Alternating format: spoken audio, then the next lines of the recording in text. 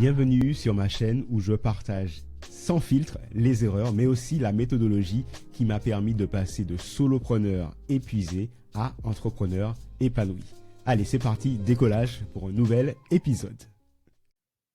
Le but du jeu aujourd'hui dans la création de contenu, c'est d'arriver à créer d'abord un contenu qu'on va réussir à distribuer sur plein de plateformes et qu'on va pouvoir réutiliser en petits morceaux, en petits bouts sur toutes ces plateformes. À partir d'une vidéo sur YouTube, on en crée un podcast, on en crée un article avec des bonus, on en crée des petites vidéos qu'on va utiliser sur Instagram, TikTok et sur les shorts sur YouTube. Et pour gérer tout ça, on utilise Notion. Mais je voulais vous montrer comment on utilise ça concrètement dans Notion pour aller très vite et pour que ça soit super fluide. C'est parti pour cette vidéo dans le cockpit pour vous montrer exactement comment on s'y prend. Aujourd'hui, pour Capitaine Business, on est 5 à travailler sur le projet et 3 à travailler sur la gestion de contenu. Et dès le départ, on s'est dit avec l'équipe qu'on allait utiliser Notion pour gérer toute l'organisation de Capitaine Business et notamment la création de contenu. On a une approche qui est le fait de créer des contenus piliers, donc des contenus par exemple pour YouTube, et on va les décliner ces contenus pour que ça devienne un épisode de podcast, un article, pour que ça devienne plein de petites vidéos pour Instagram, pour TikTok et pour YouTube. Et pour faire ça, on utilise Projet dans Notion. Mais en fait, Notion, vous n'avez pas la possibilité de créer une liste de tâches par défaut pour un projet donné et pour pouvoir affecter automatiquement cette tâche à quelqu'un, sauf si vous connaissez une petite astuce et je vous montre comment nous, on s'y prend pour pouvoir le faire. Alors ici, on est dans projet et on va donc créer la vidéo qu'on est en train de tourner là en ce moment. Donc, comment réussir à créer du contenu efficacement avec Notion. Bon, le titre n'est pas terrible, mais bon, c'est juste pour vous montrer. Ici, sur Notion, vous savez, vous avez la possibilité de créer des modèles et donc, on a créé un modèle qui s'appelle contenu pilier. Donc, je vais cliquer dessus.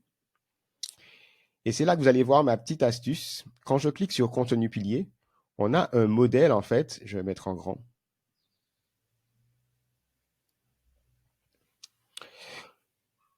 On a un modèle en fait où ici, on a mis en place un template, une table avec les tâches. Vous voyez que c'est vide.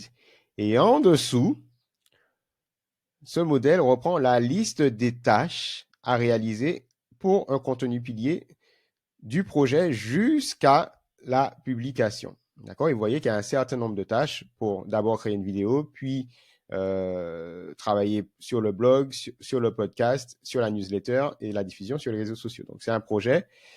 Et voici comment on s'y prend pour pouvoir transformer automatiquement cela en tâches et avec des tâches qui sont automatiquement attribuées à des personnes de l'équipe.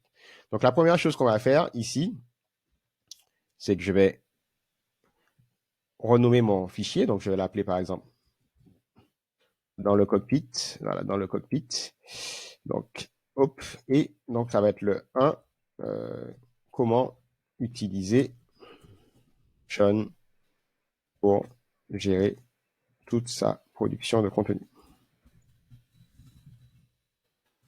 On va trouver un titre un peu mieux. Hein, bon, hop. Vous voyez que mon modèle fait déjà que automatiquement c'est en planning, que c'est un contenu pilier, qu'il a affecté à Jade de l'équipe.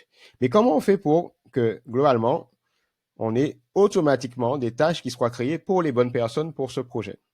Eh bien, il faut donc créer en fait une liste ici de puces dans votre modèle et après, pour le moment, c'est comme ça qu'il faut le faire.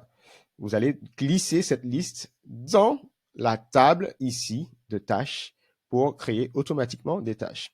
Alors, si vous regardez bien, vous avez vu que pour chaque tâche, j'ai mis un arrobase avec la personne qui est responsable de la tâche. OK?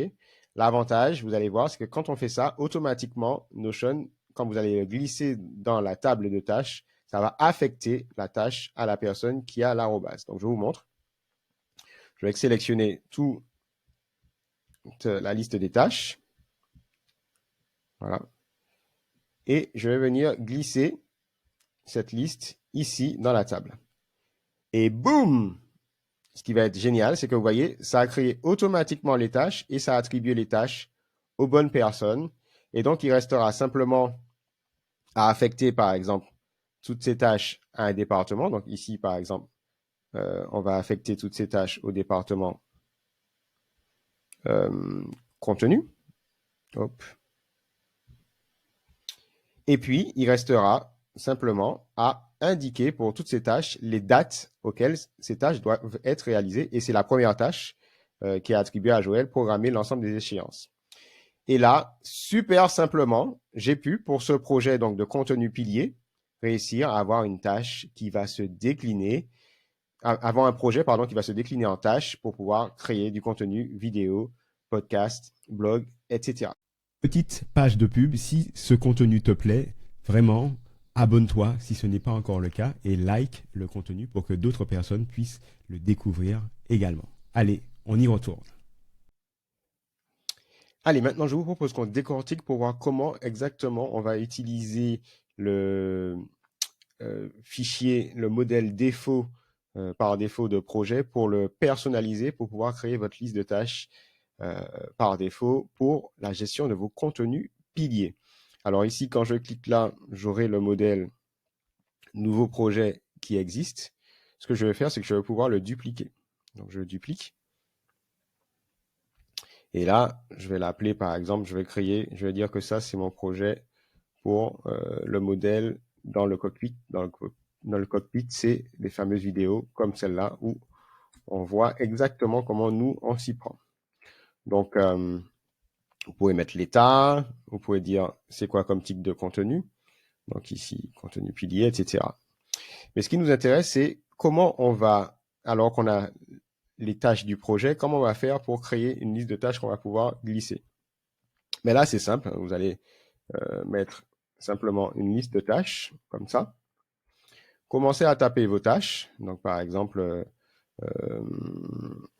trouver idée du contenu dans le cockpit.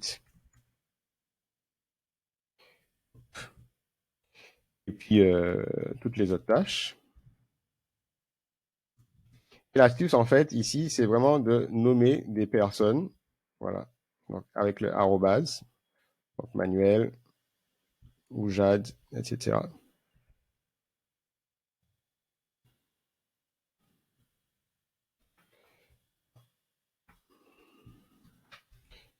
etc. Et voilà, mon modèle est terminé. Donc, je peux arrêter. Et du coup, dorénavant, quand je vais créer un nouveau projet, il me suffira simplement de cliquer sur le projet en question, de personnaliser le nom ici. Voilà. Et là, je pourrais simplement aller prendre la liste des tâches, comme on a vu tout à l'heure, et glisser cette liste de tâches ici pour que ça se transforme en tâches. Voilà, c'est aussi simple que ça. Et il restera simplement à définir les dates. Voilà, j'espère que ça vous a aidé.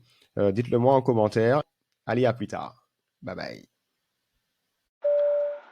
C'est déjà la fin, mais on se retrouve bientôt. Si tu as aimé, si tu as des questions, justement, pose-moi ces questions, mets-moi ces messages, mets-moi ces commentaires. J'adore échanger. Je réponds à tous les commentaires. Like le contenu, abonne-toi si ce n'est pas encore le cas. Et je te dis à très bientôt. Bye bye.